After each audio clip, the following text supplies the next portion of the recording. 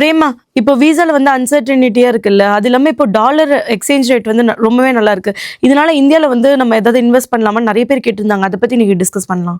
ஆமா, இந்த டிஸ்கஷன் வந்து நம்ம கம்யூனிட்டிலையுமே போயிருந்தது. அதான் வந்து நம்ம கம்யூனிட்டி டேப்ல சர்வே வந்து போட்டிருந்தேன்.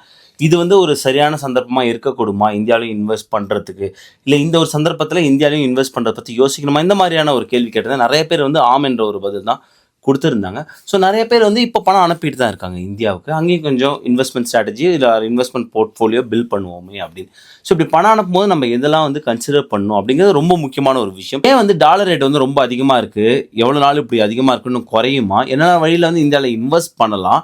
அப்படி மணி அனுப்பும்போது எப்படி வந்து பெஸ்ட் எக்ஸ்சேஞ்ச் ரேட்டா வந்து லாக் பண்ணிட்டு சேவ் பண்ணலாம்? அந்த மாதிரி நிறைய விஷயங்கள் தொட்டு பேச போறோம். வாங்க வீடியோக்குள்ள போகலாம். Hey guys, welcome back to our channel. வணக்கம் நண்பர்களே, நான் உங்க பிரேம் பேசுறேன். நான் உங்க ஆர்த்தி பேசுறேன். பிரேமா, எதனால வந்து டாலரோட ரேட் வந்து ரொம்ப அதிகமாயிடுச்சு? பல காரணங்கள் இருக்கு. அது ஒரு காரணம் சொல்ல முடியாது. மிக முக்கியமான சில காரணங்கள் பார்க்கும்போது ஃபெட் இங்க வந்து இன்ட்ரெஸ்ட் ரேட்டை வந்து அதிகமாக வச்சிருக்காங்க. ஸோ அதனால வந்து டாலர்ல நிறைய இன்வெஸ்ட் பண்ண இன்வெஸ்டர்ஸ் வராங்க.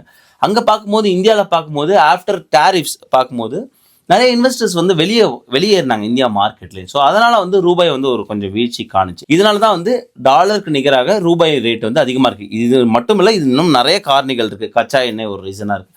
இந்த மாதிரி நிறைய விஷயம் இருக்கு. பட் நம்ம அனுப்பும் போது நமக்கு தேவை ஒரு பெஸ்ட்டான எக்ஸ்சேஞ்ச் ரேட்ல அனுப்பணும். பிரேமா, அது எப்படி கண்டுபிடிக்கிறது? அது ரொம்ப ஈஸி. நமக்கு வந்து பெஞ்ச் மார்க்கா வச்சுக்கிறது வந்து கூகுளோட எக்ஸ்சேஞ்ச் ரேட்.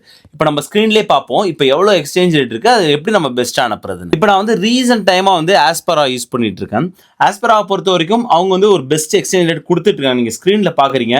இப்போ லைவ் கூகுள் ரேட் வந்து 90.43. ஒரு டாலரோட மதிப்பு பார்க்கும்போது 90 ரூபாய் 43 பைசா அப்படின்னு இருந்துட்டு இருக்கு. இந்த ஆப் வந்து ரொம்ப ரொம்ப ஈஸியாக உங்களோட ஃபோன் நம்பரை வச்சு நீங்கள் சைன்இன் பண்ணிடலாம். உங்கள் ஸ்க்ரீன்லையும் காட்டுறேன். நீங்கள் இப்போ சைன்இன் பண்ணும்போது அவங்க கேட்பாங்க, இந்தியாவில் நீங்கள் எந்த ஸ்டேட்டில் இருக்கிறீங்க, அது இருந்தீங்க அப்படின்னு, இல்லை எங்கே பணம் அனுப்ப போகிறீங்க அப்படி கேட்பாங்க.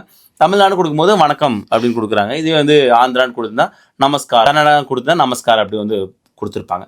ஸோ இப்போ வந்து எக்ஸ்சேஞ்ச் ரேட் பார்க்குறீங்க. இது வந்து கம்பேர் பண்ணியும் கொடுக்குறாங்க. ஸோ நீங்கள் மற்ற எக்ஸ்சேஞ்ச் ரேட்டை பார்க்கும்போது எப்படி கொடுக்குறாங்க, நான் வந்து $1000 அப்படின்னு எடுத்திருக்கேன். ரெமிட்டில் பார்க்கும்போது 90,190 அப்படின்னு கொடுக்குறாங்க. வாய்ஸ் பார்க்கும்போது 89,000 அப்படின்னு வந்து கொடுக்குறாங்க. அப்படி பார்க்கும்போது ஆஸ்பரா வந்து அவங்கள விட அதிகமாக கொடுக்குறாங்க. ப்ளஸ் ட்ரான்ஸ்ஃபர் ஃபீ கிடையாது. ஸோ அப்படி பார்க்கும்போது ரொம்ப யூஸ்ஃபுல்லாக இருக்கும் இதை வந்து யூஸ் பண்ணும்போது. எக்ஸ்சேஞ்ச் ரேட் வந்து ரொம்ப ரொம்ப முக்கியங்க. அது சரியான எக்ஸ்சேஞ்ச் ரேட் நம்ம செலக்ட் பண்ணுறது ரொம்ப முக்கியம். நான் இன்னும் ஃபர்தராக போய் zoom, Ria money transfer check பண்ணால் உங்கள் ஸ்க்ரீன்லையும் பார்க்க முடியும் அதோட எக்ஸ்சேஞ்ச் ரேட். அப்படி பார்க்கும்போது ஆஸ்பரா வந்து கரெக்டாக கொடுக்குறாங்க அப்படின்னு நான் நினைக்கிறேன். பிரேமா, நிறைய பேர் டவுட் கேட்கறது வந்து என்ஆர்இ, என்ஆர்ஓ அக்கௌண்ட்டுக்குலாம் அனுப்ப முடியுமான்னு. நிறைய இருக்கும்போது நம்ம அங்கே என்ஆர்இ ஆர் என்ஆர்ஓ அக்கௌண்ட் தான் வச்சிருப்போம். அதுவே வந்து அங்கே உள்ள பேரண்ட்ஸ்க்கு நம்ம அனுப்பும்போது அவங்க வந்து அங்கே சேவிங்ஸ் அக்கௌண்ட் வச்சிருப்பாங்க. ஸோ இது எல்லாத்துக்கும் சப்போர்ட் பண்ணுற ஒரு ஆப் வந்து நமக்கு ரொம்ப முக்கியம். ஸோ ஆஸ்பரா வந்து NRE, NRO and or savings account உங்களோட பேரண்ட்ஸ் கூட அனுப்பலாம். என்ஆர்ஓங்கிறது ஒன்றும் இல்லை, நான் ரெசிடென்ட் ஆர்டினரி அக்கௌண்ட். அதான் நீங்கள் வந்து அங்கே இந்தியாவில் நீங்கள் ஏர்ன் பண்ணக்கூடிய காசை நீங்கள் என்ஆர்ஓ அக்கௌண்ட்டுக்கு அனுப்பிடலாம். என்ஆர்இங்கிறது எக்ஸ்டர்னல் அக்கௌண்ட். ஸோ இங்கே நீங்கள் அனுப்புகிற பணத்தை நீங்கள் என்ஆர்இ அக்கௌண்ட்டில் வச்சுக்கலாம். ஸோ இதை பற்றி நம்ம விரிவான ஒரு வீடியோவும் பார்த்துருக்கோம். பட் நீ கேட்ட கேள்விக்கு இவங்க எல்லாமே வந்து சப்போர்ட் பண்ணுறாங்க. ஸோ இப்படி நம்ம பணம் அனுப்பும்போது அங்கே என்னென்ன வழிகளை இன்வெஸ்ட் பண்ணுறது அது ரொம்ப முக்கியம் இல்லையா? நிறைய ஆப்பர்ச்சுனிட்டிஸ் இருக்குது இந்தியாவில் வந்து இன்வெஸ்ட் பண்ணுறதுக்கு. ஸோ அது வந்து ரியல் எஸ்டேட் ஒரு ஆப்பர்ச்சுனிட்டிஸ் இருக்குது. பட் நம்ம ரியல் எஸ்டேட் இன்வெஸ்ட் பண்ணும்போது நம்ம நிறைய வீடியோ சொல்லியிருக்கோம்.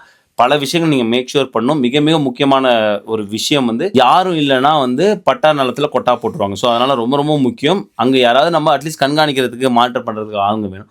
நிறைய பேர் அது மாதிரி பண்ணுறாங்க. ரியல் எஸ்டேட்டில் இன்வெஸ்ட் பண்ணி அங்கே வந்து ஒரு ரெசிடென்ஷியல் ஏரியா பில்ட் பண்ணி அது மூலியமாக வந்து அங்கே வந்து ரெண்டல் இன்கம் ஏர்ன் பண்ணி அதை வந்து என்ஆர்ஓ அக்கௌண்ட்டில் போட்டு இந்த மாதிரி நிறையா பண்ணுறாங்க.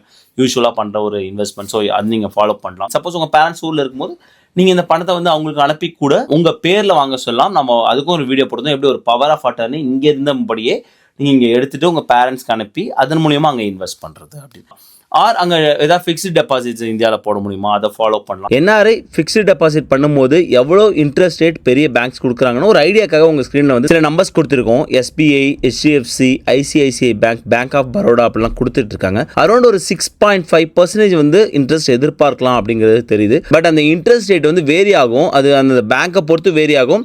ப்ளஸ் நம்ம எவ்வளோ டேர்ம் எடுக்கிறோம் அந்த ஃபிக்ஸ்டு டெபாசிட்ங்கிறத பொறுத்து வேரி ஆகும்.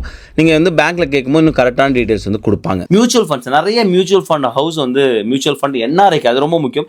சில மியூச்சுவல் ஃபண்ட் ஹவுஸ் வந்து என்ஆர்ஐக்கு வந்து மியூச்சுவல் ஃபண்ட் தரது கிடையாது. யார் யாரெல்லாம் கொடுக்குறாங்கன்னு பார்த்து இப்போ நிறைய பேர் வந்து ரீசன்ட் டைமாக வந்து நிறைய மியூச்சுவல் ஃபண்ட் ஹவுஸ் வந்து கொடுத்துட்டு இருக்காங்க. ஸோ அவங்கள பார்த்து நீங்கள் வந்து இன்வெஸ்ட் பண்ணுறதும் ஒரு பெஸ்ட் ஆப்பர்ச்சுனிட்டியாக இருக்க முடியும். இந்த மாதிரி மல்டிபிள் ஆப்ஷன்ஸ் வந்து இப்போ இருந்துகிட்டு இருக்கு. இப்போ நல்ல எக்ஸ்சேஞ்ச் ரேட் இருக்கிறதுனால அது ஒரு ஆப்ஷன் நான் சொல்கிறேன். அது ரொம்ப முக்கியம். நம்ம எக்ஸ்சேஞ்ச் ரேட்டை நீங்கள் பணம் அனுப்பும்போது இதெல்லாம் கன்சிடர் பண்ணணும். நான் ஒரு பாயிண்ட் சொன்னேன் இல்லையா, எக்ஸ்சேஞ்ச் ரேட் மட்டும் கன்சிடர் பண்ணக்கூடாது.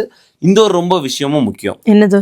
என்னன்னா எவ்வளோ சீக்கிரம் போகுது அப்படின்னு. சில பேர் என்ன பண்ணுவாங்கன்னா, நான் கூகுளோட நல்ல எக்ஸ்சேஞ்ச் ரேட் தரேன்னு சொல்லிட்டு இழுத்தடிப்பாங்க.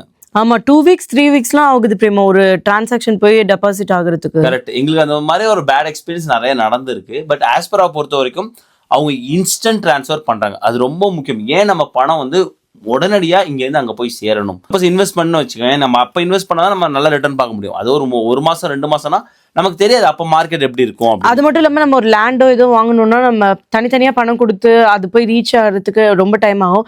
பிகாஸ் அதில் இதில் நிறைய லிமிட்டேஷன்லாம் கொடுத்துருப்பாங்க. டக்குன்னு ஃபாஸ்ட்டாக போகாது. இந்த மாதிரி நிறைய டிலேஸ் கூட ஏற்படும். கரெக்ட். ஸோ அதான் இன்ஸ்டண்ட்டாக போகிறது ரொம்ப முக்கியம். இவங்க 0 இன்ஸ்டன்ட் ட்ரான்ஸ்ஃபர் ஃபீ கொடுக்குறாங்க. கோடு உங்கள் ஸ்க்ரீன்லேயும் தெரியும். ஆர்த்திங்கிற கோட் நீங்கள் யூஸ் பண்ணிங்கன்னா உங்களுக்கு எந்த ட்ரான்ஸ்ஃபர் ஃபீயும் கிடையாது. இன்ஸ்டண்ட்டாக போய்டும். நம்ம பேரண்ட்ஸ்க்கு அனுப்பும்போது அவங்களுக்கு ஒரு மெடிக்கல் நீட்ஸாக இருக்கும், இல்லை அவங்களுக்கு வந்து நம்ம மாதம் அனுப்பக்கூடிய பணமாக இருக்கும். ஸோ இன்ஸ்டண்ட்டாக போய் சேரும்போது அவங்களுக்கு வந்து அது ரொம்ப ரொம்ப யூஸ்ஃபுல்லாக இருக்கும். ஸோ அதனால் நீங்கள் பணம் அனுப்பும்போது பெஸ்ட்டு எக்ஸ்சேஞ்ச் ரேட்டு பார்த்துங்க. நிறைய கம்பேர் பண்ணி பாருங்கள் யார் பெஸ்ட்டாக கொடுக்குறாங்க. ப்ளஸ் இன்ஸ்டண்ட்டாக யார் ட்ரான்ஸ்ஃபர் பண்ணுறாங்கன்னு பாருங்கள்.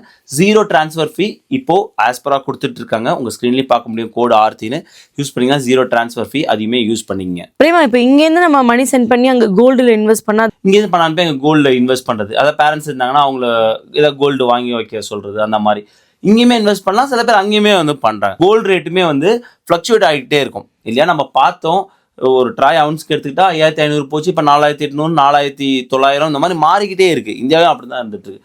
ஸோ அதனால தான் நீங்கள் வந்து இன்ஸ்டண்ட்டாக அனுப்புறது வந்து ரொம்ப முக்கியம் நம்ம மணி எக்ஸ்சேஞ்சில்னு சொல்கிறோம். நம்ம கோல்டு வாங்கி வைக்கும் போது ஸ்பாட் ப்ரைஸை லாக் பண்ணுறதுக்கு யூஸ்ஃபுல்லாக இருக்கும். கரெக்டான எக்ஸ்சேஞ்ச் நடக்கும் போது தான் நமக்கு நிறைய ரிட்டர்ன்ஸ் கிடைக்கும் இல்லையா. நம்ம இங்கே எக்ஸ்சேஞ்ச் அனுப்பும் போதே நம்ம வந்து இல்லை நம்ம வந்து ஒரு $5000 நான் அனுப்புகிறேன், ஒரு எடுத்துக்காட்டுக்காக சொல்கிறேன், ஏதோ ஒரு இன்வெஸ்ட் பண்ணுறதுக்கு அனுப்புகிறேன்னு வச்சுக்கலாம். இங்கே எக்ஸ்சேஞ்ச் ரேட்லேயே நம்ம மிஸ் பண்ணிட்டோம்னா, ஒரு எடுத்துக்காட்டாக சொல்கிறோம், ஒரு $1000 வந்து நமக்கு வந்து ஒரு $1200 மிஸ் பண்ணுறோம்னு வச்சுக்கோங்க. $5000 பார்க்கும்போது இங்கேருந்தே நம்ம அனுப்பும் போதே நம்ம ஒரு $6000 வந்து நம்ம மிஸ் பண்ணிடுவோம். நம்ம இன்வெஸ்ட்மெண்ட் பர்ஸ்பெக்டிவ் தான் பேசிட்டு இருக்கோம் இல்லையா. ஸோ எவ்ரி மணி வந்து ரொம்ப இம்பார்ட்டன்ட். ஸோ அதனால வந்து அனுப்பும்போது சரியான ஒரு மணி டிரான்ஸ்ஃபர் பார்த்து அனுப்புங்க. பிரேமா, இதெல்லாம் எப்போ சரியாகும்? இது 2 விஷயம் பேசணும் இல்லையா. விசா அன்சர்டிட்டியை பொறுத்த வரைக்கும் அது தெரியாது, இழுபறியில தான் இருந்துட்டு இருக்கு. டாலர் ரேட்டு இப்போ ஸ்ட்ராங்காக தான் இருந்துட்டு இருக்கு. ஒரு டாலர் வந்து 90.50 அப்படிங்கிற ஒரு ரவுண்ட் ஆஃப்ல மூவ் ஆகிட்டு இருக்குன்னு வச்சுக்கோங்க. இது குறையத்துக்கு வாய்ப்பு இருக்கானா? வாய்ப்பு இருக்கு, இல்லைன்னு சொல்ல முடியாது. சப்போஸ் ஃபெட் வந்து இப்போ கவர்மெண்ட் புஷ் பண்ணிட்டே இருக்காங்களே, ஃபெட்டை வந்து நீங்கள் வந்து இன்ட்ரெஸ்ட் ரேட் குறைங்க. ஃபெட் இன்ட்ரெஸ்ட் ரேட் குறைச்சாங்கன்னா இங்கே இன்வெஸ்டர்ஸ் வந்து அது ஒரு பின்வாங்கலா இருக்கும் இல்லையா. ஏன்னா வந்து இன்ட்ரெஸ்ட் ரேட் குறையுது அப்படின்னு. அப்படி இருக்கும்போது ருப்பி கொஞ்சம் ஸ்ட்ராங் ஆகிறதுக்கு வாய்ப்பு இருக்குது. ட்ரேட் டீலுமே வந்து ஆல்மோஸ்ட் ஃபைனலைஸ் ஆயிடுச்சு. இன்னும் நமக்கு வந்து ஃபைனல் டிராஃப்ட் வரும்போது இன்னும் கொஞ்சம் அது வந்து ருப்பீஸை வந்து பூஸ்ட் பண்ணுறதுக்கு வாய்ப்பு இருக்குது. ஸோ அதனால் அனுப்புறதுனா இப்போவே யூஸ் பண்ணி அனுப்பிடுங்க. குறையிறதுக்கும் வாய்ப்பு இருக்குது. அதே நேரத்தில் ஏறும் அப்படின்னு சொல்கிறதுக்கும் வாய்ப்பு இருக்குது இல்லையா. ஏன்னா வந்து டவுன் த பீரியட் பார்க்கும்போது உங்களுக்கு வந்து $100 ஆகலாம். பட் எவ்வளோ மாதம் ஆகும் அது ரொம்ப முக்கியம். இந்த $100 ஆகும்னு வெயிட் பண்ணிருந்தோம்னு வச்சுங்களேன், இன்றைக்கி நம்ம இன்வெஸ்ட் பண்ணக்கூடிய அந்த ரிட்டர்ன்ஸ் நம்ம எழுந்துரும். அது இல்லாமல் அதோட ப்ரைஸும் நம்ம இன்வெஸ்ட் பண்ண போகிற அந்த ஒரு பொருளோ இல்லை ஒரு இடமோ ஏதோ ஒன்று அதுவுமே ப்ரைஸ் ஏறிடும். கரெக்ட். ஸோ இந்த $100 சில பேர் $100 ஆகும் நம்ம வச்சுட்டு உட்காந்துருப்போம் அப்படின்னா அது ஓகே. நீங்கள் சும்மா அங்கே இங்கே பணத்தை அங்கே அனுப்புறதுனா ஓகே. பட் இன்வெஸ்ட்மெண்ட் பர்ஸ்பெக்டிவ்க்கு இந்த மாதிரி மல்டிபிள் திங்ஸ் நம்ம வந்து செக் பண்ணணும். ஏன்னா எல்லா இடத்துலையுமே நம்ம எங்கேயுமே பணத்தை இழந்துடக்கூடாது. அப்போ தான் நம்ம நல்ல ரிட்டர்ன்ஸ் பார்க்க முடியும். ஸோ ஒவ்வொருத்தரையும் இன்வெஸ்ட்மெண்ட் பற்றி பேசும்போது இந்த ஒரு பாயிண்ட்டை நாங்கள் வந்து ஃபாலோ பண்ணுவோம். நல்ல exchange rate, instant transfer, plus நல்ல ரேட் இருக்கணும். அங்கேயுமே நல்ல ஒரு இன்வெஸ்ட்மெண்ட் ஆப்ஷனும் பிக் பண்ணிவிட்டு அதில் இன்வெஸ்ட் பண்ணுறது அப்படி. ஸோ இந்த மாதிரி இன்வெஸ்ட் பண்ணும்போது நமக்கு ஒரு நல்ல ரிட்டர்ன் பார்க்க முடியும். ஆஸ்பராவை பொறுத்த வரைக்கும் வந்து என்னோட எக்ஸ்பீரியன்ஸ் வந்து ரொம்ப ஸ்மூத்தாக தான் இருந்தது. ஸோ நீங்கள் ட்ரை பண்ணி பாருங்கள். அந்த கோடும் இருக்குது, இந்த ஆப்போட லிங்க்கும் இருக்குது. நீங்கள் யூஸ் பண்ணி பாருங்கள், ரொம்ப யூஸ்ஃபுல்லாக இருக்கும். ஐ ஹோப் உங்களுக்கு இந்த வீடியோ யூஸ்ஃபுல்லாக இருக்கும்னு நினைக்கிறேன். மறக்காம நம்மளோட சேனல் லைக் பண்ணுங்கள், ஷேர் பண்ணுங்கள், சப்ஸ்கிரைப் பண்ணுங்கள். மறக்காமல் அந்த பெல் ஐக்கான் தட்டி விட்டு போங்க. தேங்க்ஸ் ஃபார் வாட்சிங் திஸ் வீடியோ ஃப்ரெண்ட்ஸ். நன்றி.